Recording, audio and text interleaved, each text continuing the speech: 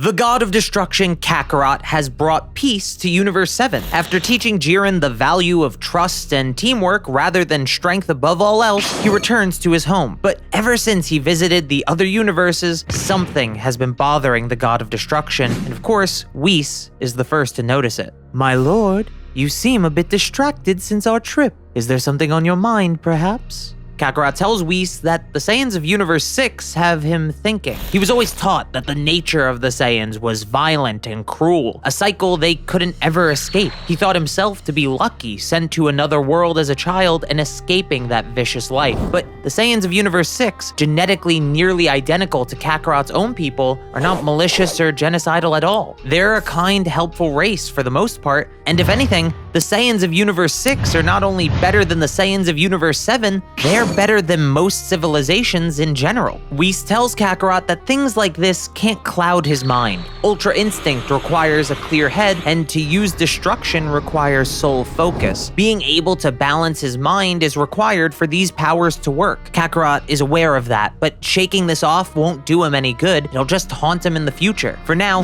he needs to learn more about the Saiyans of Universe 7. He needs to learn more about his own people. Whis lets out a sigh, but he has no choice. At some point, Kakarot's lack of work would lead to distraction. Indulging it from time to time could help him keep on the right path. Kakarot chuckles, knowing fully well that Whis couldn't stop him even if he wanted to. Whis interrupts the laughter to ask where they're going first. Kakarot tells Whis that they have to visit the only other living Saiyan. Before joining King Cold, perhaps Broly has some recollection of their people. Whis packs a lunch, and soon they're headed off to the Galactic Patrol headquarters, the place where Beerus is keeping an eye on Broly and even training him. Once they arrive, Kakarot tells Whis and Beerus to leave them alone for a minute. He'd rather them talk about this in private. Once they exit the room, Kakarot starts by asking Broly how he's been, and Broly replies with a blunt but genuine, "Good." Kakarot is happy to hear it and tells Broly that he needs his help. Broly is older than Kakarot by 5 years, the same age as the Saiyan Prince, Vegeta. Years ago, when Kakarot met Vegeta, the prince seemed to have a lot of knowledge about their people. Considering the two of them are the same age, Broly might know some things as well. Broly apologizes to Kakarot and says he doesn't know anything about the Saiyans. He has no memories of living on planet Vegeta ever, and the memories he does have of his childhood are fuzzy at best. Kakarot lets out a sigh and tells Broly to come with him and Whis. They need to discuss some things that may rekindle Broly's memory. So as quickly as they came, they left. Beerus is a little worried, but he trusts the god of destruction. Back on Kakarot's planet, he tells Whis to restore Broly's memories. It's been long enough that Broly should be able to understand that what they did was for the greater good. Broly looks confused, but with a tap of Whis' staff, that confusion turns to anger. As the memories flood back, his body begins to enlarge and his eyes turn yellow. Whis asks Kakarot if he's sure that this was a good idea, but Kakarot tells Whis it's fine. He never intended on keeping this a secret forever. Broly, now in his Ikari form, asks Kakarot where his father is. Your father was a bad man, Broly. He had to be destroyed for the greater good. I'm sorry. That was not what Broly needed to hear. His body changes again, and his hair turns the golden color of a Super Saiyan. These are things Kakarot has never seen before. The Ozaru form, the God Ki form he uses as his base form, and Ultra Instinct are the only Saiyan transformations Kakarot is aware of. With the power Broly has on display now, this will not be as simple as he thought. Broly quickly charges in, but Kakarot blocks the attack. The form is powerful, but what's worse is Broly's been trained. Beerus has done a good job with him, but that may cause an even greater issue for the moment. As they exchange blows, Kakarot tells Broly to calm down and think about it. Your father didn't love you. At least not anymore. He trained you as a weapon for revenge and sold you to a tyrant for his own freedom. Broly didn't want to hear it. His power grows even larger, with his hair now turning green. Kakarot is fighting evenly with Broly at this point, but he needs the edge to get through to him. In an instant, he activates Ultra Instinct and takes control once again.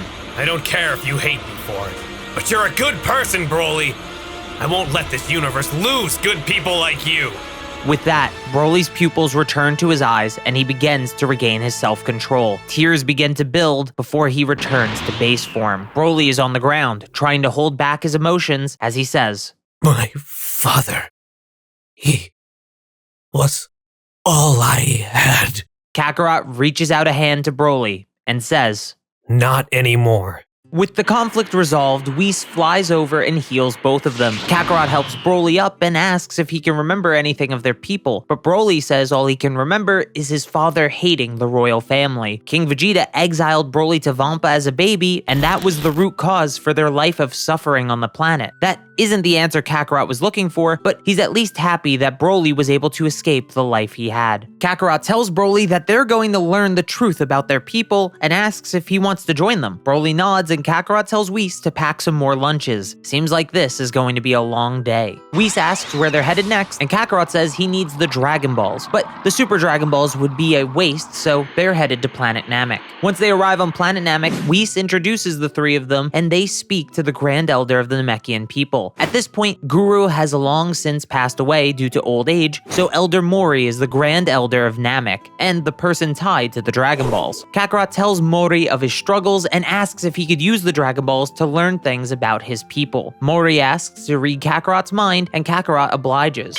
Mori sees the thoughts that haunt him, the vastness of his responsibility, and the weight it burdens him with. To do something like this, something for himself, was not something the god of destruction had ever thought to do before, but his own desires had been neglected for so long that something like this was bound to consume him eventually. Mori says that the Dragon Balls aren't supposed to be used for one's own desires, but in this case they'll make an exception. Kakarot lets out a smile and thanks the Grand Elder. Quickly using instant transmission, Kakarot teleports around Namek and collects the Dragon Balls. Once he collects the other Dragon Balls from the Namekian villages, he gets the final one from Elder Mori himself. Before the wish is made, the Grand Elder informs Kakarot that the Namekian Dragon Balls can make 3 wishes and that he must choose his questions carefully. Kakarot nods and says he'll think of something, but Elder Mori says he found something that might give him an idea. In the Namekian Book of Legends, a prophecy about a Super Saiyan God is held within. It even tells you how to make a Super Saiyan God via a ritual requiring 6 Saiyans in total. Kakarot thanks Mori and says he'll start with that. So they summon Porunga, who is humbled to be of service to the god of destruction. His first wish is to learn more about the Super Saiyan God. Porunga says that Kakarot is the Super Saiyan God, though he circumvented the ritual to become one. Whis hypothesizes that the ritual was a way to access God Ki as a Saiyan without needing to train. Porunga nods before further elaborating. He tells Kakarot that the ritual has never been used. It is the result of the soul of a Saiyan named Yamoshi, the one who first became a Super Saiyan. Kakarot doesn't know what a Super Saiyan is, but for now it doesn't matter, so he tells the dragon to continue. Porunga goes on about a Saiyan civil war that happened about 1,000 years ago. Yamoshi led a group of pure-hearted Saiyans that sought a better future for their people, while the other group desired conquest and bloodshed. Despite awakening the power of a Super Saiyan, Yamoshi and his 5 closest allies fell in the final battle.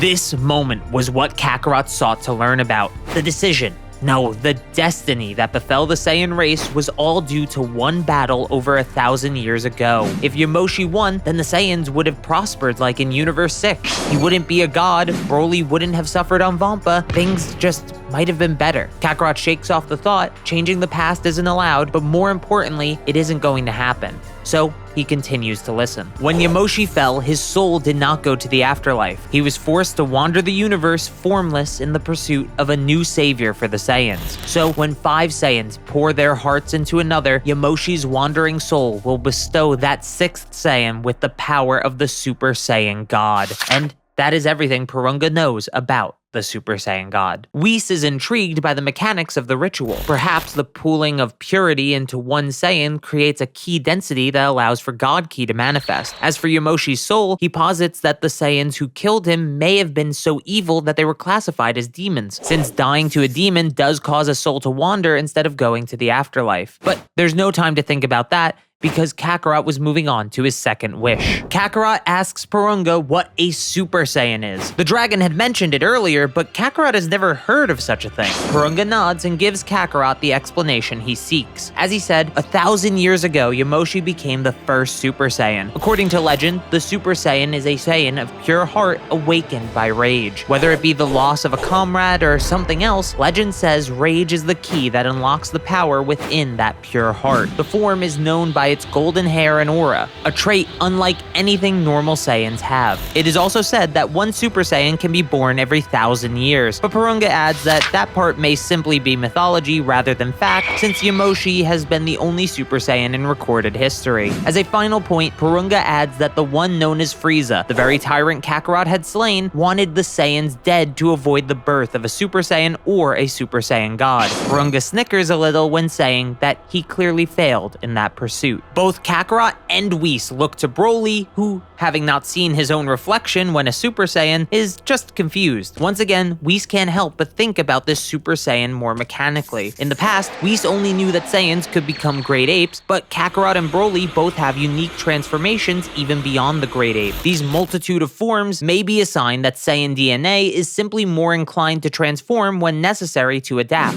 This probably means that despite the wording of the legend, purity and rage are simplifications of a more complex genetic process. Kakarot waves his hands in front of Whis and asks what he's doing. No time to have his mind wander, it's time for them to go back home. Whis asks about Kakarot's third wish, but he says he doesn't need it, though he quickly thinks and goes back to Porunga. He wishes that Porunga protects the Namekian people and lets them prosper along with the universe. Porunga bows and says he will grant the wish as best as he can before scattering back into 7 Dragon Balls. Kakarot thanks Elder Mori for his help and takes his leave with Whis and Broly. They have some things to discuss once they get home. Once they arrive, they explain to Broly that he used the Super Saiyan form. Broly didn't know he could and said it just happened because he was angry about his father. Kakarot asks Broly to describe the feeling of transforming, but Broly can't really recall. Once he was consumed by that rage, it completely took over, and he didn't have any self-control, and by extension, he doesn't remember much. Kakarot lets out a chuckle and says, The whole point of this was for me to better understand where I came from, to ease my mind so I can focus on where I'm going. It's probably for the best that I have to do this the hard way. Whis tells the God of Destruction that he has an idea for accessing the form with training, but Kakarot asks Whis if he even listened to what he just said. I learned God Ki and Ultra Instinct by calming myself down, holding power in. Letting loose just seems fun compared to that. Whis lets out a big sigh. No matter how hard he tried to make Kakarot the perfect God of Destruction, at the end of the day, he still shows remnants of being a Saiyan, being what we would call Goku. So Kakarot begins to think about what would make him the most angry. He thinks of the loss of the universe, but that doesn't work. Thinks of losing his only companion, the only other remaining Saiyan, Broly, but that doesn't work. Then he thinks about Yamoshi, dying for a cause he believed in, only for things to get worse than ever before. A fate he's scared will befall himself. And that works. With his previous training and ability to use 2 transformations already, only a little rage is required to obtain the form. But this rage is Kakarot's purest. Above all else, he wants to leave this universe better than he found it, and make sure the future has a vision to follow. He wants to do what Yamoshi couldn't. Whis is shocked to see that the hair color doesn't match the description given by Porunga or either of Broly's forms. Kakarot asks what he means, and Whis tells him to look at his reflection. Kakarot looks in the water to see his hair isn't a beautiful gold, but instead a shade of blue. Now there's another form they know nothing about. Kakarot says he'll try again, but after some thought, Whis stops him. I doubt the Super Saiyan was ever something that used God Ki. Without realizing it, you've combined your red-haired God Ki form with Super Saiyan to make something entirely new. Broly asks why isn't it orange if it's yellow and red being combined, but Whis shrugs and says DNA doesn't work like crayons. With that done, Kakarot returns to his Super Saiyan God base form, and is happy to have attempted the form, but doesn't foresee it being very useful in the future. It did, however, make another thought he had become very real. Kakarot asks Whis if the Ultra Instinct form he uses is something every Ultra Instinct user has access to, but he shakes his head. He tells Kakarot that he's the first person to ever have a transformation that uses Ultra Instinct. After everything today, he feels convinced that Saiyans are just innately more likely to transform when the situation or ability requires a physical change to use more accurately. In this case, Ultra Instinct and God Ki are 2 examples. Kakarot smiles and says that's exactly what he wanted to hear. Without another word, Kakarot begins to focus. His fear of being a failure in death, the weight of the Saiyan's tragic past, and even the chains around his own desires. He lets everything go. The eternal mantra of the gods of destruction echo in his mind. Before creation comes destruction. When he opens his eyes, power begins to flow from him. It's power similar to that of Ultra Instinct, but he feels no need to dodge. It's almost as if his body is choosing not to. Whis is shocked by what he's seeing and asks Kakarot what this form is, but he doesn't answer. Hey, Broly! Attack me with everything you have! Broly is shocked by the request, but does it. He turns into his Ikari form, the only power he has control over, and charges in. In an instant, the punch connects, and Kakarot chuckles. Thought so. Broly is confused, but then he feels the insurmountable pressure building in front of him. Whis feels it too. Kakarot is getting stronger. The power flowing out of his body is exactly what he expected. It's intoxicating, but he knows he has to control himself, so he lets the power dissipate and returns to his god base form. Whis asks again what that was, and Kakarot tells Whis that he never felt confident in using the powers of destruction. He was good enough, but he was right to assume that his body was holding him back. A transformation was needed to fully draw out the powers of the gods of destruction. Whis congratulates him on this discovery and realizes that all of this may have been for the best after all. The god of destruction improving his ability to destroy is ideal after all, but Kakarot says that he'll probably never use it again. He tells Whis that it made him primal. He lusted for power and battle with no regard for anything, even himself. He had to destroy everything he was in order to create a new power, the mantra of the gods of destruction. Just like the gods themselves, that idea is flawed. If you solely focus on destruction, you'll never create a better universe. He's still happy to have tried the transformation. That power perfectly reflects the Saiyans of Universe 7 and their own flaws. It doesn't matter if your ego lets you keep getting stronger from the attacks of others. Eventually, someone will just hit you hard enough that you die. Whis is happy at least that that's the conclusion he's come to, and Kakarot stands smiling proudly on his world. He quietly thanks Yamoshi for his sacrifice. He'll take that brighter future Yamoshi wanted to make for the Saiyans and spread it to the entire universe. It would all work out in the end. Make sure to like and subscribe if you haven't yet, and thank you so very much for watching.